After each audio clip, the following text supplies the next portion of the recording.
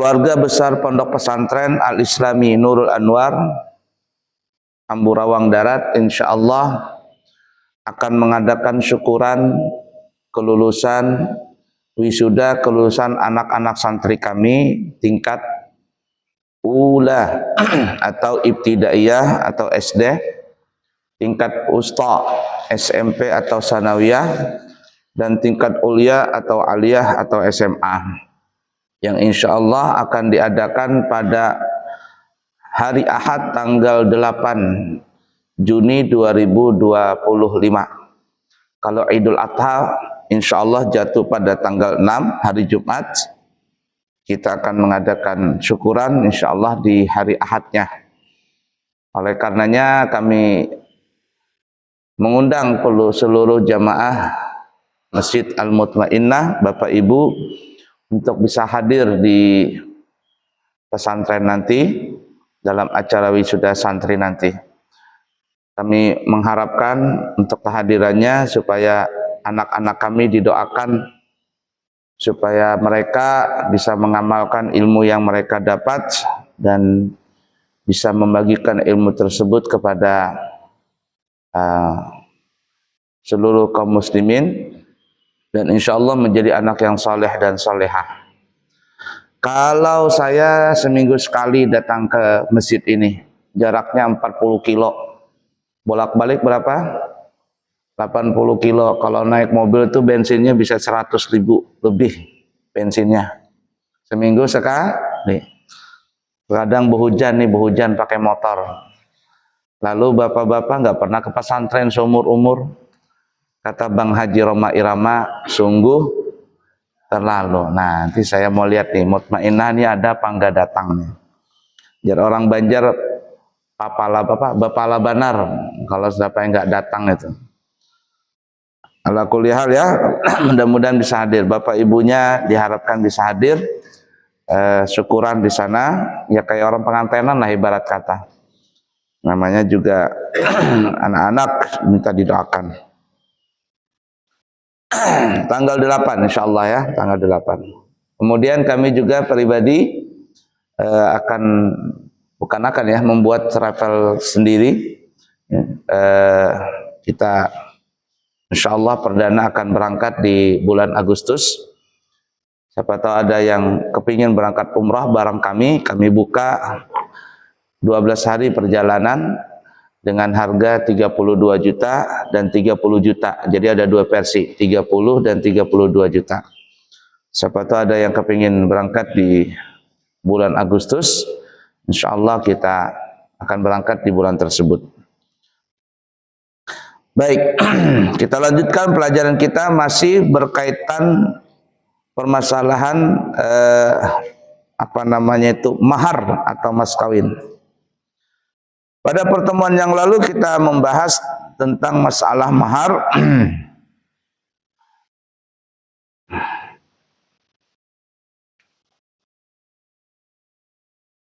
Yang mahar ini itu hukumnya wajib ya untuk diserahkan oleh suami kepada istrinya, tetapi tidak wajib untuk disebutkan pada saat akad nikah. Kalau seandainya sang suami itu mengatakan saya terima nikahnya, selesai sudah. Nikah itu telah sah hukumnya. Tetapi untuk masalah maharnya itu nanti mahar mithil atau mahar yang pada umumnya di masyarakat itu apa? Kalau umpama masyarakat saat itu maharnya 1 juta, ya 1 juta itu yang wajib diserahkan kepada istrinya. Ayat yang menunjukkan tentang kewajibannya adalah surah An-Nisa ayat 4, wa atun nisaa saduqatihinna nihlah, dan berikanlah mahar atau mas kawin bahasa kitanya kepada perempuan-perempuan yang telah kalian nikahi sebagai pemberian dengan penuh kerelaan. Itu hukumnya wajib ya. Dan juga kita sebutkan pada pertemuan yang lalu bahwa kalau dia berbentuk barang, maka tidak ada ketentuan khusus barang yang mesti diserahkan sebagai mahar mas kawin tadi. Cuman Nabi kita memberikan nasihat kepada kita semuanya dalam riwayat Imam Ahmad bersumber daripada Siti Aisyah radhiyallahu taala anha, jar Nabi, inna a'zaman nikahi barakatan aisaruhu mu'natan. Sesungguhnya yang paling besar mendapatkan keberkahan di dalam pernikahan adalah yang paling mudah di dalam dari dalam pelaksanaannya, di dalam pelaksanaan pernikahan tadi. Artinya dari khitbah, daripada meminang, kemudian akad nikah, sampai ibarat kata resepsi pernikahan. Nikah itu mudah, nikah itu murah. Yang bikin mahal tuh gengsinya itu. Nah, ini yang menjadikan repot di antara kita. Dan kita juga sudah sebutkan beberapa riwayat yang lalu bahwa ada seorang sahabat yang menikah ya dengan hanya sepasang sendal saja. Ya, hanya sepasang sendal. Ada juga hanya segenggaman makanan. Segenggaman makanan, ya bahasa kitanya cuman segenggam gandum. Bahasa kita sekarang mungkin ya setengah kilo lah beras. Jadi nikah tadi.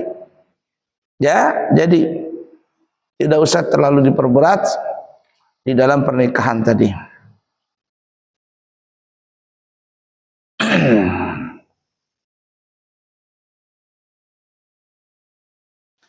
Baik, kemudian kita lanjutkan masalah yang baru ya. Apabila seorang suami menceraikan istrinya sebelum melakukan malam pertama, meninggal dunia ya, belum sempat malam pertama, maka separuh daripada mas kawin itu diserahkan kepada istri dan separuh dikembalikan kepada suami. Banyak ya kejadian, entah apalah masalahnya, selesai akad nikah bercerai. Ya, bahkan ada yang sampai pukul-pukulan itu ya dengan pihak dua keluarga, entah apa maksudnya, sampai berkelahi. Nah, ini kalau seandainya setelah akad nikah dan belum sempat malam pertama, maka separuh mahar tadi boleh diambil oleh istri dan separuhnya dikembalikan kepada suaminya atau mantan suami. Tapi apabila telah dicampuri oleh suami tadi, maka seluruh mahar tersebut diserahkan kepada istrinya, alias tidak boleh dikembalikan. Ini kita bicara mahar itu yang diucapkan pada saat akad nikah. Adapun yang selain daripada itu urusan lain itu. Apa bahasa kitanya? Jujuran, apalagi itu orang Bugis bilang apa namanya? Buang panai, istilah-istilah itulah, itu urusan lain. Nah, ini yang kita bicara wajib nih. Yang bicara wajib, maka itu yang wajib disalurkan. Kalau seandainya sudah hubungan, separuh semuanya dicerahkan ke istri. Tapi kalau belum sempat berhubungan, maka separuh kembali, separuh dikasihkan istri. Adapun resepsi, nyewa gedung, nyewa elektron, baju pengantin, bla bla bla bla bla bla macam-macam tuh ya. Nah, itu urusan lain itu. Nah, gimana itu ya? Itu sampai sudah nyewa ini, sudah semuanya, tiba-tiba selesai akad nikah bercerai umpama. Nah, ada sekali dua kali itu kasus terjadi. Karena sering disebutkan, karena disebutkan di dalam Al-Qur'an, dalam hadis, Itu berarti pernah terjadi atau mungkin sering terjadi. Nah, kasus-kasus seperti itu. Nah, ala kulli hal. Disebutkan di dalam Al-Quran surah Al-Baqarah ayat 237. Allah Subhanahu wa taala berfirman, "Wa in talaqtumuhunna min qabli an tamassuhunna wa qad faradtum lahunna fariidah fanisfu ma faradtum." Jika kamu menceraikan istri-istrimu sebelum kamu bercampur dengannya, padahal sesungguhnya kamu sudah menentukan maharnya, maka bayarlah seperdua atau separuh dari mahar yang telah kamu tentukan untuk dirinya perempuan itu. Nah, separuh ya.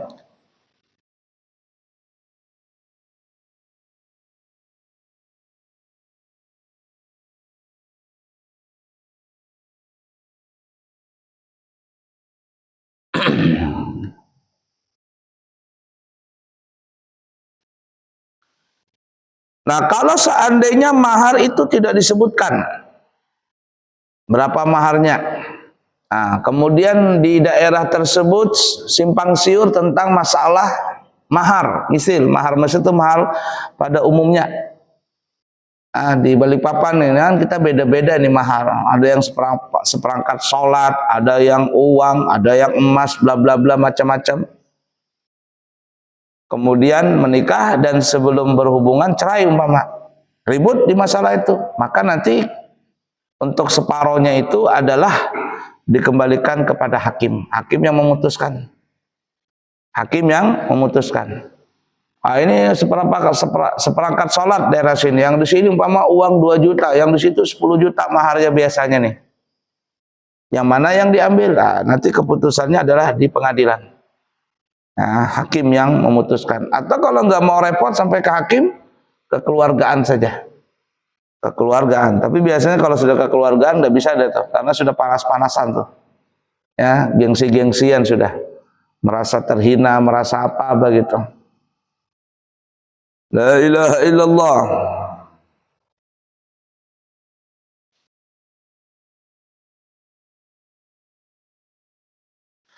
Nah, kemudian apabila seandainya telah melangsungkan pernikahan, namun belum sempat bercampur dan pada saat itu suaminya meninggal dunia. Kalau tadi yang kita katakan cerai hidup ya, cerai hidup, maka separuh yang dikembalikan kepada suami, separuh diambil istri. Tetapi kalau seandainya cerainya cerai mati, yakni umpama suaminya meninggal dunia sebelum bercampur, maka istrinya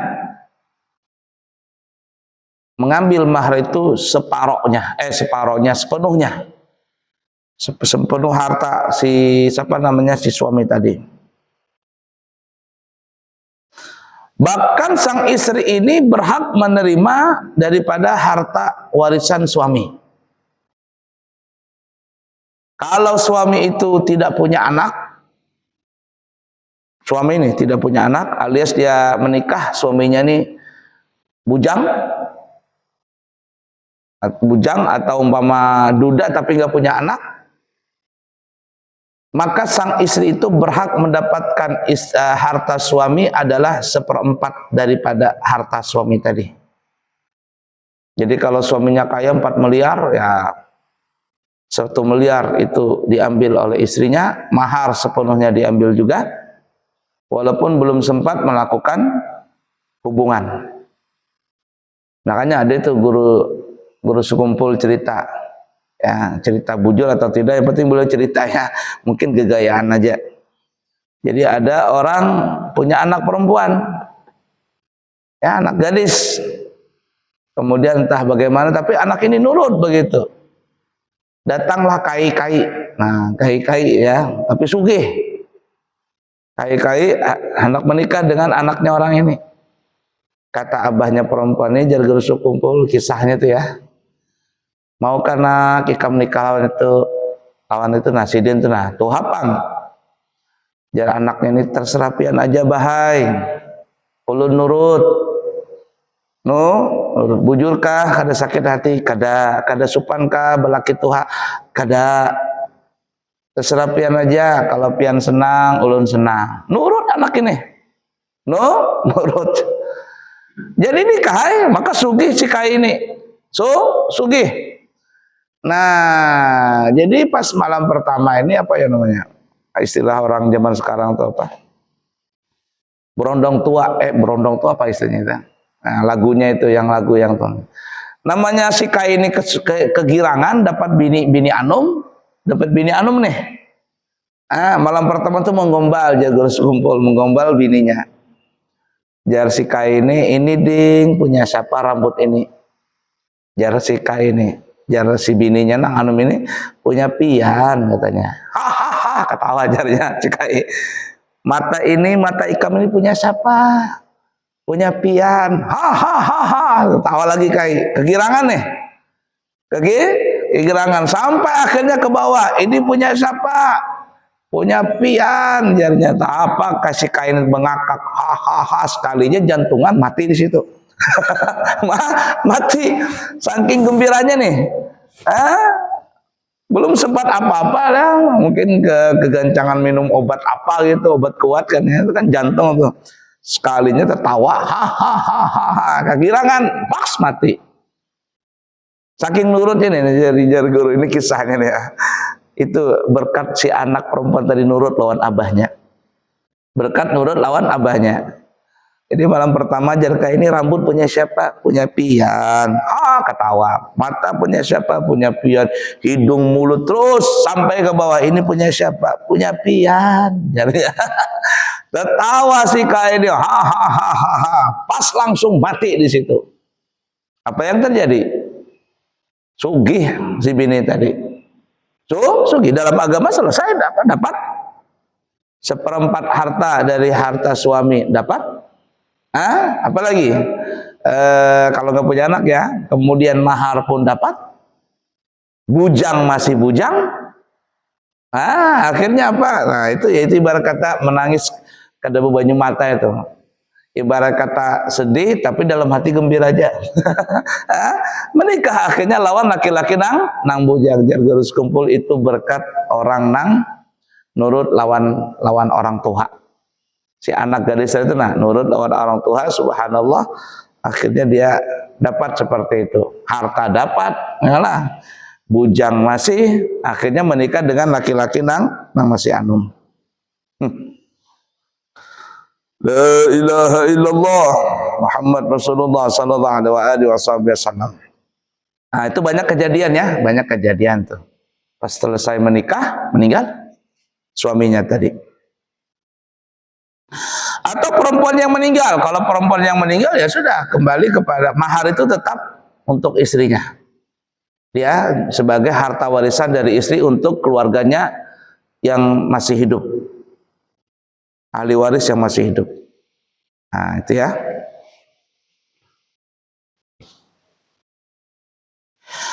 Disebutkan di dalam riwayat Imam Bukhari, Muslim, Abu Daud, Ibnu Majah dan lain sebagainya, bersumber dari Alqamah.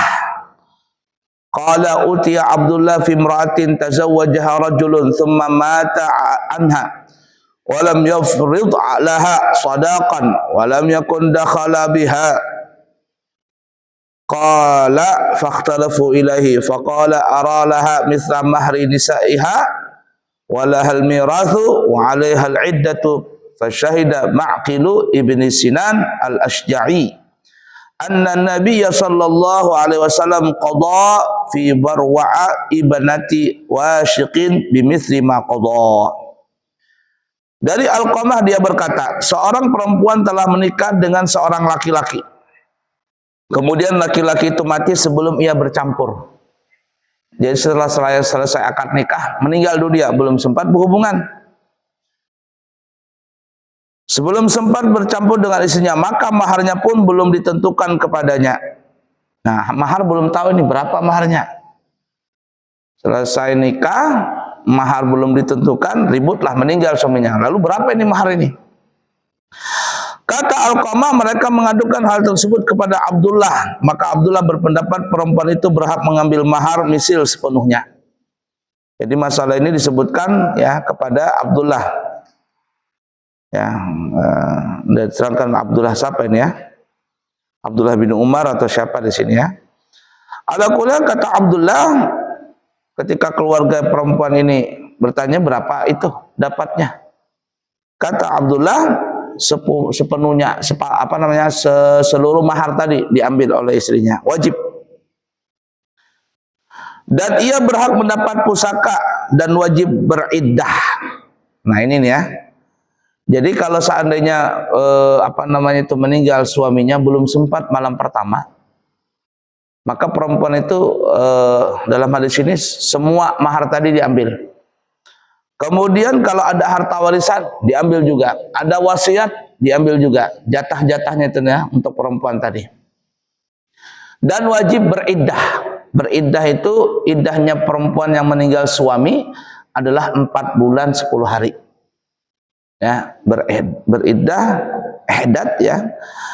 Harus pakai iddahnya 4 bulan 10 hari. Walaupun belum sempat bercampur si perempuan tadi. Maka ketika itu Maqil bin Sinan al-Asyja'i menyaksikan bahwa sesungguhnya Nabi Muhammad SAW telah memutuskan terhadap Barwa binti Wasy' seperti keputusan yang dilakukan oleh Abdullah tadi.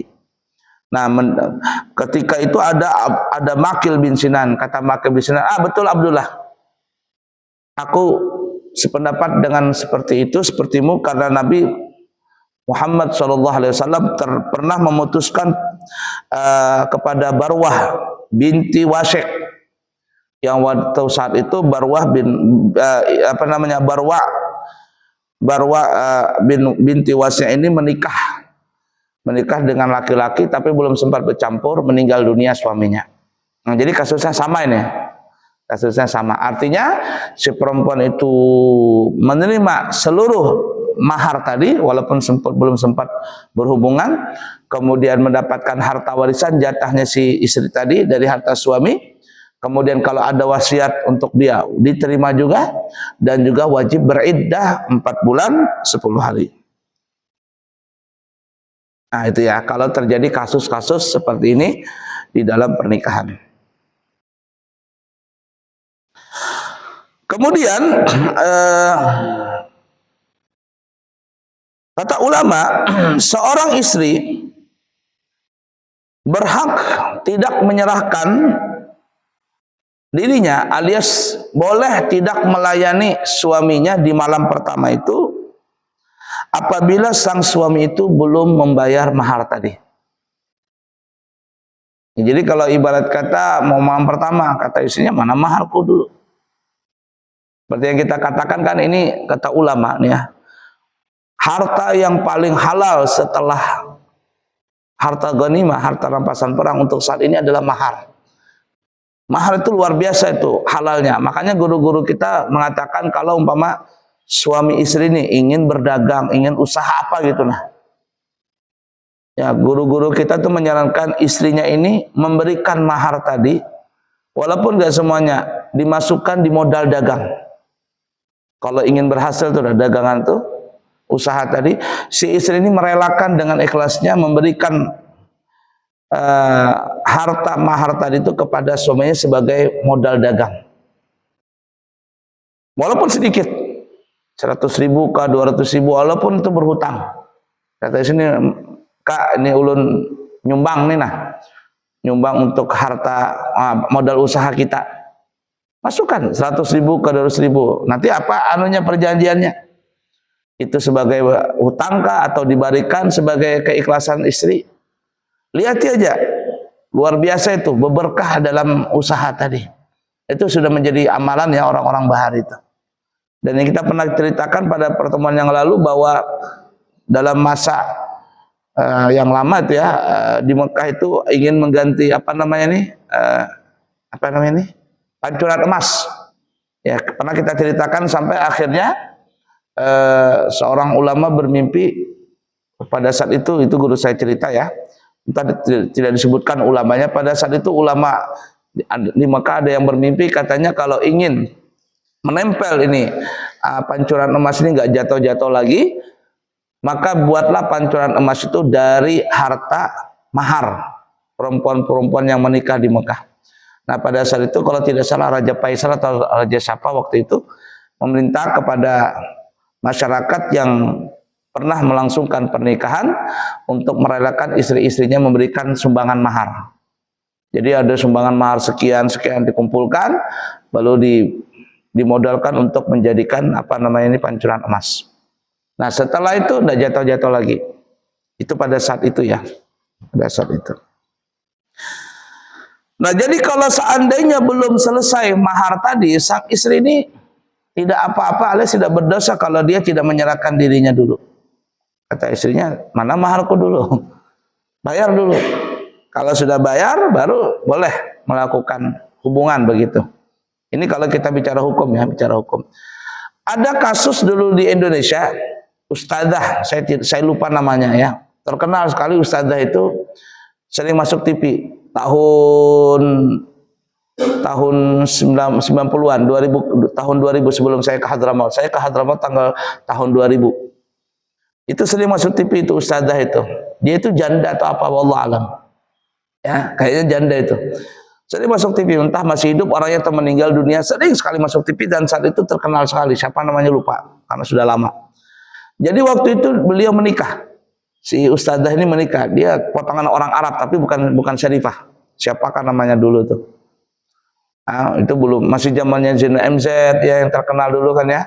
Belum ada lagi Ustadz Jepri, Ustadz apa belum ada lagi ya. Masih zaman dulu yang paling terkenal Kiai Zina MZ saja yang di TV, yang sering masuk TV waktu itu. Nah ustadzah ini mulai dia sering di SCTV di mana-mana ceramah itu di TV. Nah, kemudian menikah nih ustadzah ini, saya lupa namanya, menikah. Kemudian setelah menikah dalam bercerai. Namanya beliau terkenal, ditanya sama wartawan, kenapa katanya kau bercerai? Maka ustadzah katanya, loh saya bercerai karena suami saya belum menyerahkan mahar. Belum menyerahkan mahar saya. Ya, dia belum mengasihkan mahar kepada saya. Dan saya tidak mau melakukan hubungan karena dalam Islam seperti itu. Mungkin keras-kerasan dan sebagainya, akhirnya bercerai. Nah ya, bercerai separuh mahar kembali itu. Itu yang saya tahu kasusnya waktu zaman sebelum tahun 2000. Mungkin tahun 99 mungkin kalau tidak salah terjadi kasus itu. Bercerai dia dengan suaminya. Kenapa bercerai ustazah? Katanya, saya belum dapat mahar. Katanya, saya belum dikasih mahar. Itu mahar itu walaupun sedikit tapi itu luar biasa nih berkahnya tadi itu ya. Makanya kata ulama, si perempuan itu boleh dia tidak menyerahkan dirinya kepada suaminya sebelum suami itu menyerahkan maharnya. Nah,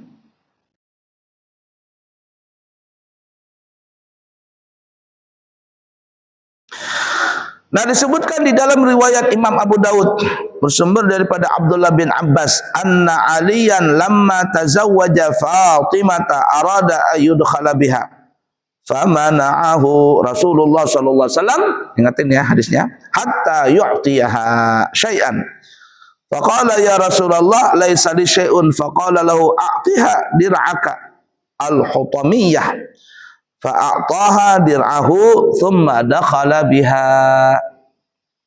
Kata Abdullah bin Abbas, beliau bercerita, Abdullah bin Abbas bercerita, sesungguhnya Sayyidina Ali karamallahu wajah, ketika ia sudah menikah dengan Siti Fatimah, ya, dengan Siti Fatimah Sayyidina Ali menikah. Lalu beliau bermaksud ingin bercampur dengan Siti Fatimah. Mohon maaf ya istilah kata ya. Ingin mendatangi Siti Fatimah. Lalu Rasulullah SAW melarangnya. Hai Ali, stop dulu. Ya, stop dulu. Engkau tidak boleh bertemu dengan Siti Fatimah putriku walaupun halal ya, jangan dulu. Kecuali kata Rasulullah engkau memberikan sesuatu sebagai maharnya. Maka berkatalah Sayyidina Ali kepada Rasulullah SAW, ya Rasulullah, aku tidak punya apa-apa. Karena memang Sayyidina Ali ya orang laki-laki yang biasa. Laki-laki yang biasa. Siti Fatimah juga cinta dengan Sayyidina Ali juga cinta. Cuman ya karena faktor waktu itu ya sangat sederhana, kata Sayyidina, ya Rasulullah, aku nggak punya apa-apa. Ya. Kata Rasulullah SAW, berikanlah baju perangmu itu. Kata Rasulullah, Ali, itu kan ada baju perangmu tuh. Serahkan baju perangmu itu. Maka Sayyidina Ali pun memberikan baju perang tadi. Nah setelah itu maka Sayyidina Ali pun masuk bertemu dengan Siti Fatimah radhiyallahu taala anhuma. Nah ini yang kita bahas tadi, bahwasanya seorang perempuan boleh dia tidak melayani suaminya di malam pertama, di hari pertama, kalau sang suami itu belum menyerahkan maharnya. La ilaha illallah Muhammad Rasulullah sallallahu alaihi wasallam. Ya, ada cerita, cuman cerita ini agak gimana gitu ya. Saya mau ceritakan cuman ya agak gimana gitu ceritanya. Tapi enggak usah lah diceritakan, nanti nggak enak ya. Karena ceritanya agak sedikit apa namanya menyimpang-nyimpang begitu. Cerita lucu-lucu aja, cerita lucu. Cuman ini pernah kejadian ya. Ala kulli hal seperti itu dulu ya. Insyaallah kita sambung lagi. Nanti kita akan bahas lagi tentang masalah mut'ah.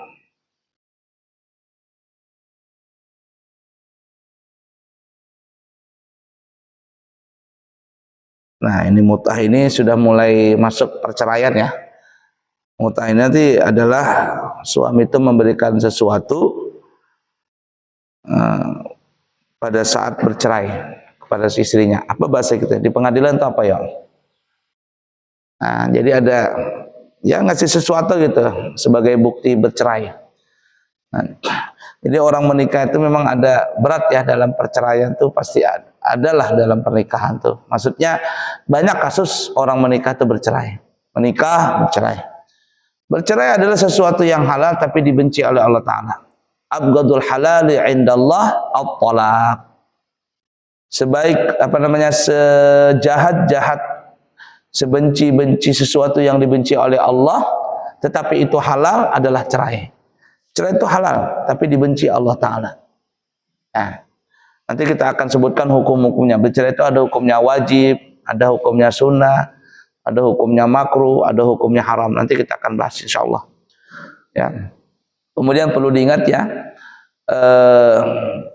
di kalangan jin, kalangan iblis itu, ya ada ulama yang ceritakan, kalau setan atau iblis itu ya, atau ya setan lah ya, mereka itu bisa menggoda manusia untuk menjerumuskan seseorang ke dalam kemaksiatan, maka jin-jin itu, maka bangsa-bangsa jin kafir, iblis dan sebagainya itu ya, mereka senang kepada bangsanya yang telah menjerumuskan manusia kepada kemaksiatan. Tapi biasa saja. Biasa saja. Ada umpama syaitan ini menggoda orang untuk apa namanya nih, untuk berzina. Ya, penghargaan dari mereka sesama bangsa makhluk jin yang jahat, ya syaitan dan iblis yang jahat. Mereka menghargai, oke, biasa saja. Nah, begitu juga ada orang membunuh, biasa saja. Tapi ada satu jin ya atau syaitan, apabila dia bisa meluluskan ini permasalahan, maka iblis itu atau bangsa jin itu mengangkat 2 jempol. Ya, pokoknya kalau ibarat kata itu, kalau di Indonesia itu apa, naik pangkat jabatan kalau bisa melakukan kasus ini. Apa itu? Yaitu apabila jin tadi atau syaitan itu bisa menceraikan dari pasangan suami istri. Nah, jin tadi itu atau syaitan itu yang disebut namanya dasim. Sampai dibikin film itu ya. Entah ke filmnya sudah keluar. Saya kemarin ada lihat dari Amburawang pulang ke Balikpapan, apa iklannya gede banget tuh di pinggir jalan, di papan nama itu, di apa? Di papan reklame. Dasim katanya. Itu memang ada jinnya, memang untuk ditugaskan untuk menghancurkan atau memisahkan rumah tangga orang. namanya jin dasim. Jin dasim ini yang dipakai oleh dukun-dukun apabila ada orang datang untuk meminta kepada dukun itu supaya memisahkan keluarganya. Dasim ini yang bermain dia. Nah, jadi kalau di rumah tangga kita tuh nih ya, ada suami istri nih, ada niat ingin bercerai, ini itu bekelahi apa, masalah sepele bekelahi, ini itu bekelahi, itu dasim itu menggoda itu. Dasim, ngeri cobaan tuh. Yang paling banyak itu kasus perceraian itu di 10 tahun kedua. 10 tahun kedua itu sudah mulai goncang. Ya, atau di 10 tahun pertama di akhir-akhir tuh. Itu kekuatan dasim itu kuat luar biasa itu. Apa saja masalah kasus rumah tangga. Sedikit masalah bisa jadi besar karena pada dasim itu berperang di situ. Berperan di situ untuk menceraikan perceraian. Kita ini terus terang mungkin di antara kita mungkin ada dalam rumah tangga kita sampai yang seperti itu. Cuma kekuatan kita saja bisa nggak melawan itu? Ya, bisa nggak kita meredahkan itu? Nah, sekarang banyak terjadi perceraian itu macam-macam kasusnya. Dasim di situ yang berperan. Dasim ini memang ada dasim yang memang utusan dari jinnya, dari bosnya, atau memang disewa oleh dukun tadi. Nah, itu ada sampai dibikin film itu apa namanya? Saya lihat di TikTok tuh, di Banjarmasin namanya racun sangga. Racun sangga apa itu? Pernah dengar tuh racun sangga? Itu ilmu orang dalam sana, entah ilmu orang Dayak atau orang Kalimantan kah? Dibikin namanya racun sangga. Sampai suaminya itu diguna-gunain, pokoknya ngeri lah. Ya. Nah, dasim ini kalau dia bisa lolos atau bisa menyelesaikan dia punya usaha tadi sampai suami itu bercerai, nah iblis itu ibarat kata ya, nah 2 jempol, kalau bisa kasih 4 jempol, 4 jempol sekalian.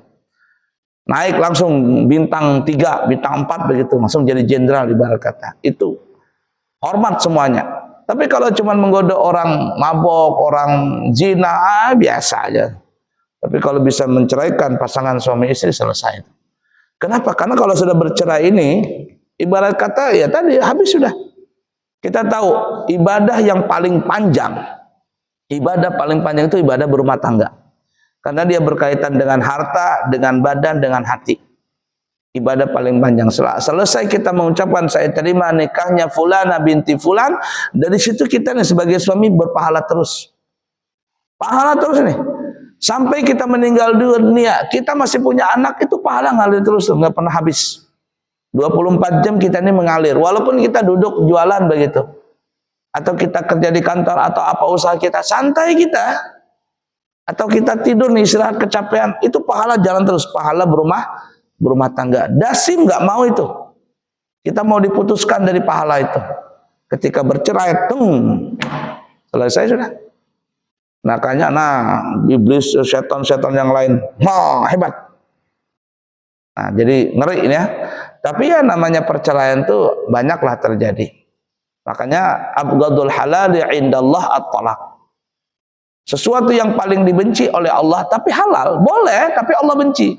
Itu adalah bercerai. Dan bercerai ini ada hukumnya, ada wajib, ada sunnah, ada makruh, ada haram. Nanti kita lihat itu ya kasus-kasusnya. Baik, semoga bermanfaat. Mudah-mudahan kita punya keluarga sakinah, mawaddah, warahmah terus menerus, dan insya Allah kita bersama istri kita dan keluarga kita dari dunia sampai masuk ke surga. Amin ya rabbal alamin. Jangan lupa tanggal 8 Juni kami undang semuanya para jamaah Masjid Mutmainah, bapak ibunya untuk bisa berhadir syukuran di wisuda anak santri kami. Yang baik dari Allah, yang buruk dari pribadi. Subhanakallahumma wa bihamdika asyhadu an la ilaha illa anta astaghfiruka wa atubu ilaih. Wa akhiru kalam, wassalamualaikum warahmatullahi wabarakatuh.